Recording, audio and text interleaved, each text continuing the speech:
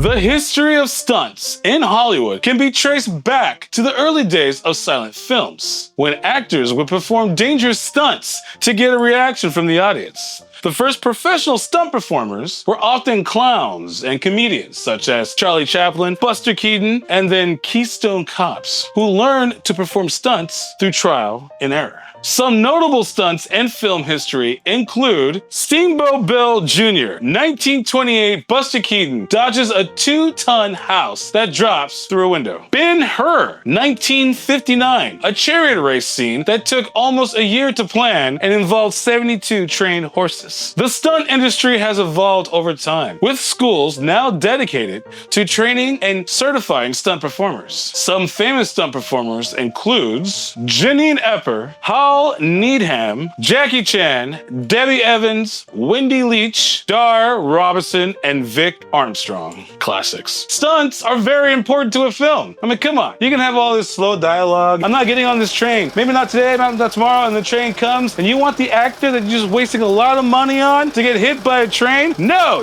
you hire a stunt guy because you have everything rigged and ready to go. It's like safety insurances and whatnot. So unless you're Tom Cruise, he's like, yeah, I can do it. Let's do it. That was my impression of Tom Cruise. It was bad.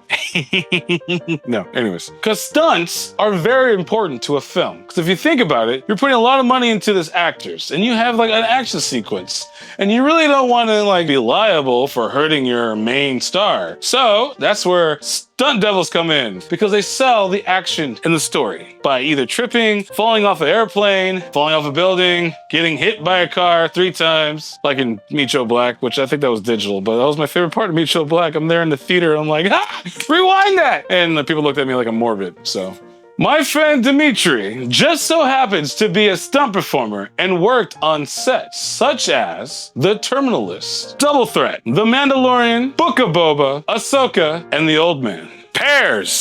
But God, Jackie, if you don't know what I'm talking about, watch Jackie's Kitchen, first episode. Before we dive into this experience of stunting, stunting sounds good. Stunting. I like stunting. Well, not like really stunting, but I think you know what? It's a word. Make it a word. Cosmobonics, okay? Thank you very much. Stunting.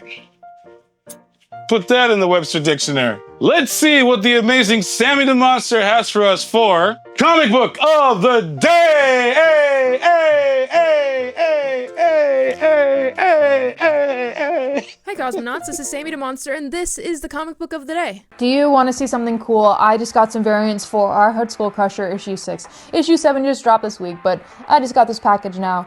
Let's take a look. So if you don't know, this is a pretty cool, like, YA Mad Maxine type world about an extreme, a Thunderdome type sport called Screaming Paintball. Kind of reminds me of wrestling too. They have like different personas. Lots of fun, lots of heart, a little bit of a found family trope there. The writer of the series, Josie Campbell, is a writer on that show, My Adventures of Superman, as well as a She-Ra show on Netflix, which I like. Whoops, I got too excited there. I'm so sorry. Let's take a look. This is the A cover featuring Trini and her idol Skull Crusher. They're fighting it out. If you know, you know. I don't want to give too much away.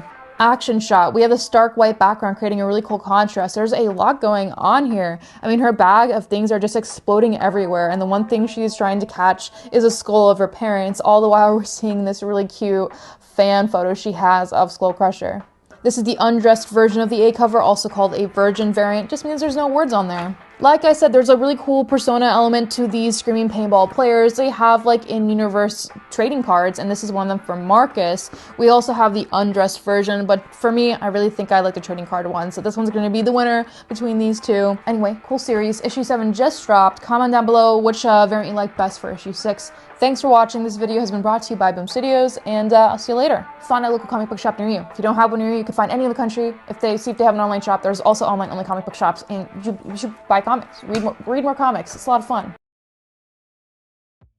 Dimitri, how you doing, man? So tell me about you, man. How you been?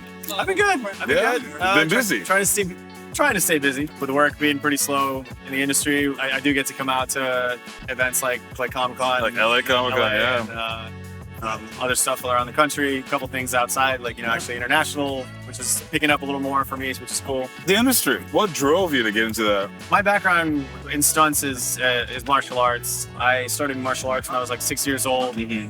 I kind of grew up with the Karate Kid lifestyle. I would go to West Hollywood after school on like Friday afternoon, and I would spend the entire weekend living at my studio, training all weekend, and just like being active at the park, whatever. And then during the summers, it was all of that, and then I would actually be there the entire week as well. So it would just be like nonstop training with my instructor. But yeah, so I had this like Karate Kid upbringing, and then I was almost immediately was kind of pushed into work and school, and that took up all of my time. All your time.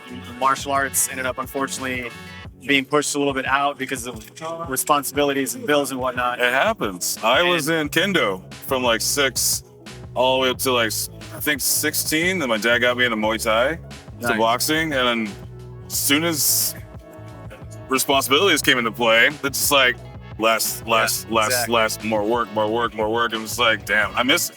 My issue back then was that I wanted to be a stunt performer and didn't know how to go about it. Getting that information at what I was like mid 2000s, it was still weird for me, and I didn't know how to go about it. I definitely still tried for a while, and I kept it in mind, but the film industry kept getting pushed further and further back into my brain, and eventually it was just about like forgotten. And in 2015, I happened to meet my girlfriend now of 9 years. She happens to be a legacy Star Wars child. Her father is Dickie Beard, who a lot of us know as the stuntman for Boba Fett in Return of the Jedi.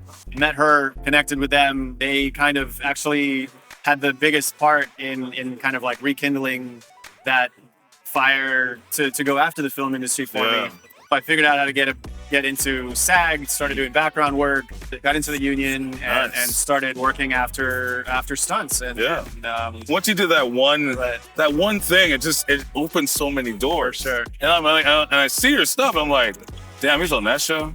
Damn, he just did it. I mean, within a good time frame, you know. I mean, it's a beautiful thing. What is it like being on one of those sets? It's so much fun. I say this all the time, you know, if it wasn't enjoyable, I probably would not continue to do it. Exactly. So have you hurt yourself yet on the job yet? No, I don't want to say, I have caught myself several times saying the word yet, have actively been trying to like reframe that, because like yet implies eventually. Eventually. And I don't want to play that game. No. So no, I have not hurt myself, and I plan to continue that up, to keep that up. So what's like the most craziest stunt you've ever done? That was like, oh my God, I'm about to do this. Yeah, so I have 2 so far that I think have been pretty rad. I got to do a saddle fall a couple years ago for a project that kind of came out of nowhere. This like low budget Christian streaming network, kind of like Sons of Anarchy type show. Nice. But I got asked to do the saddle fall, and I am still pretty new to it, like the equestrian world. I felt a lot more comfortable falling off of the horse and hitting the ground than actually like maneuvering a horse and controlling a horse to get to where it needed to be. Single take, worked perfectly, hit the ground exactly the way we planned it. Awesome. And it was a killer day. Yeah. It's still one of my favorite days on set, honestly. It was such an amazing experience. I got to do a lot of fun stuff. It was a very tight crew. We were there for about 3 weeks. I got to do an amazing burn that I don't want to fully spoil. But, burn? Yeah, so... You got like that suit and then like some gel, right? Correct. It's 3 layers of Nomex, a lot of fire gel, and it was a burn that was done in a like I was wearing a silicone mask that fully enclosed my face. Did not have nose holes, mouth hole, eye holes because of the heat. Everybody on set was very intimidated by it. I mean, as they should be. They're not used to it. They've never practiced it. They don't know how it works. For me, like I was able to fully draw on my experience in the Star Wars universe because that's the majority of stuff I do. Nice. Like on set, I'm very frequently wearing either like latex mask or silicone mask, like the Trandoshans. So there's just this hunk of rubber on your head that's, you know, it's fully enclosed. Granted, those have holes in them for breathing and vision. Yeah. Some people you can get claustrophobic in those, especially armor and whatnot. I've watched people go through that experience on set because they thought they were going to be, and they most certainly were not, and they actually had to leave. They didn't get called back with that kind of stuff. Especially if it was a stunt role, that's the stuff that you kind of have to be honest with yourself, honest with your employer. Yeah. But like, hey, this is something I can do, or hey, this is not something I can do. Thank you for the offer, but I'm gonna have to pass. So for the burn, that worked out really perfectly because of all the experience that I have on the Star Wars set. Yeah. That sitting in a silicone mask for me. Granted, I was being lit on fire in that mask, which was brand new to me. And like the oxygen will come out of it, like will get sucked out of that, right? Well, the outside is burning, and there's nothing in there, so it's very tight to my face. So okay. I was breathing through air tubes that were coming out of my mouth. Okay. They were running down my back and tape behind me. So my entire upper body was lit on fire because everything is fully sealed. There's obviously no air in there. No air in there. Okay. That's pretty so yeah, breathing out of tubes. And it's so awesome. Last year? It was cool. Yeah, last year. This man was on fire last year. Yeah. Still is on fire. Metaphorically. So you got any other projects you're working on right now or like coming out? Season 2 of The Old Man is actually just out, or I mean, it's in the process of releasing weekly. I got my first co-starring role earlier this year. Hell yeah! So that was pretty rad. That's going to be later toward the end of the season. I don't want to give anything away about that. Cottonmouth, actually the western that we did last year. Yeah. There's not any specifics about it yet. I believe it's going to be late this year or possibly early next year. Okay. But yeah, Cottonmouth. That's pretty exciting. Any advice for people at home that are curious about stunt work? Cause there's your average jackass that go out and do things. Right. Like I'm not just saying jackass in general, but like the show Jackass. Yeah, Jackass is cool and it's funny, like you said. Yeah. I had a kid come up at some point. I was having a conversation with a stunt coordinator who I was working on on a project with, and he really excitedly came over and wanted to participate in the conversation. Yeah. Nice kid and everything, but he came with the line of I'm a daredevil. I'm not afraid of anything. Like I'll do whatever. I don't mind getting hurt and this and that. And we just kind of okay, cool. And then we looked at each other once he walked off. Yeah. Dude, that's the complete opposite of what we want on set. Right. Because you're a wild card. Yeah. There's no telling what you're gonna do. If you're given a specific action, there's no guarantee that you're gonna stay within the bounds of that action. You might go just kind of you can't go off script on that kind of stuff. You can't. You really can't. But with that energy already, it's it's chaotic. Yeah. So if you come to that horse with an agitated energy, right. The horse, they Big know. time. They know Big when time. you're off, when you're having animals are like that, your dog would be they know when you have an off day. Off day, exactly. Let alone an off person. That kind of energy, doing a stunt like that on an animal, it's ridiculous. It's no, I would be no, he's fired, get him out. Yeah. You wouldn't. That's the thing. I mean, you have to even preemptively that. You can't even be on. No, set. you can't be on set. There's a screening process, of course. Exactly. Just like auditioning and acting and whatnot. So, how does that work actually? So with stunts, we generally don't do auditions. Mm-hmm. You're doing a role that has dialogue as well. It's a stunt heavy role with dialogue, then you will do an audition for the dialogue. But everybody who's auditioning for that dialogue part will be selected submitted by the stunt coordinator in the stunt department to be able to do whatever action they're trying to have on screen. And then from that pool of people, they will select the ones that will audition the action. I was imagining a stunt audition. It's I need a triple back saw with a light on fire with a blah blah blah and a splat, and you have to get up and get shot a couple of times. I need that. Right. Go. Who can sell it? Yeah. Is it like that? Not even close. Okay. So that doesn't exist at all. Okay. Your resume that you submit to all your employers, to coordinators, and the entire stunt department that deals with the hiring process. You're showing on the resume and a stunt reel, just like actors have an acting reel to showcase your skills, showcase your abilities. So because again, if you're not honest about it and you're asked to do this thing and you're not really as good as you say you are, you can get really hurt and big problems. And now you're putting the coordinator's job on the line. Yeah. The entire production has to be stalled because of the issue that's created. That sucks. So again, nobody really wants that. Just don't lie. Just be honest. Yeah, don't lie.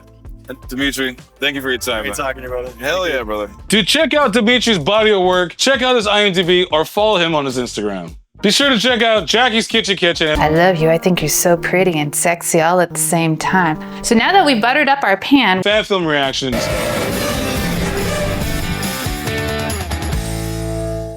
up if you haven't already, because there's a lot of episodes out there. Be sure to stay tuned for the Cosmo Network Patreon for Club Curiosity and more starting January. And the first 50 subscribers to the Patreon will receive a cool Cosmonaut package with cool merch starting in February.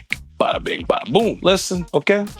You can get 15% off your order at BYOLightsabers.com using the promo code Cosmo. I mean, the Neo Pixel, only $260. You put the 15% off on that, bada bing, bada boom. Huh? Get your whole thing. Happy Turkey Day, my beautiful cosmonauts. Remember, if you're going out to eat delicious food and have seconds or fourths and watch the sports ball game, make sure you surround yourself with love, peace, turkey, and gravy. The bomb. I can't wait. I'm gonna look like Thor from Endgame. Yeah, baby.